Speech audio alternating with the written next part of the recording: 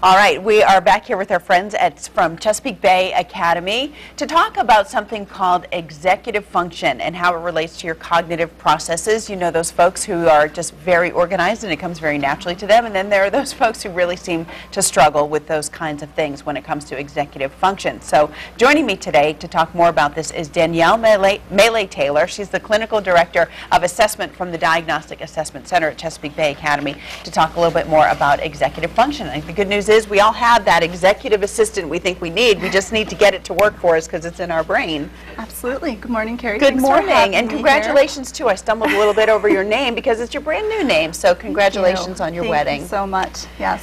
So, as you were saying, executive functioning refers to a set of mental or cognitive processes that help us to control, manage, and monitor our own behavior. Okay. So it's really a big set of a bunch of different skills that just help us to stay planned, organized, make decisions, and then reflect back on, you know, how we performed, what we might want to improve in the future. Mm-hmm. This, when you talk about executive function, it makes me think instantly about ADD and ADHD because I know that that impacts a person's ability to use executive function to be efficient in that way. Absolutely. But is this advice kind of for anyone who feels like they're not on task, or anyone maybe who is looking at their child and saying, you know, they're clearly struggling organizing their school projects and things like that? Yeah, it absolutely is. The reality is that all of us have executive functioning strengths and weaknesses. There are things that we're all really good at and other things that we could probably use to work on and improve a little bit better.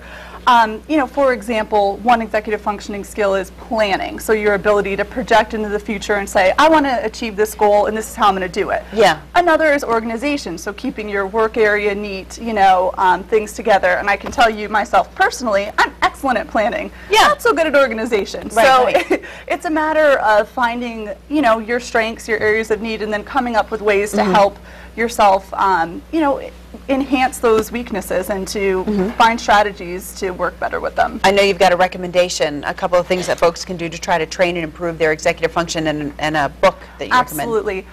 The first thing that you want to do is have a clear picture of your skills. So actually, if you go to our blog this week, we have a self-assessment instrument that's on there, cba-va.org/blog.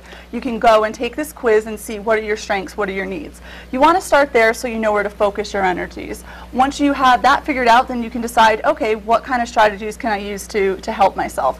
So for example, if you have a child that has, or if you're a person that has some working memory issues, you can use strategies like mnemonics, chunking strategies to help you remember things.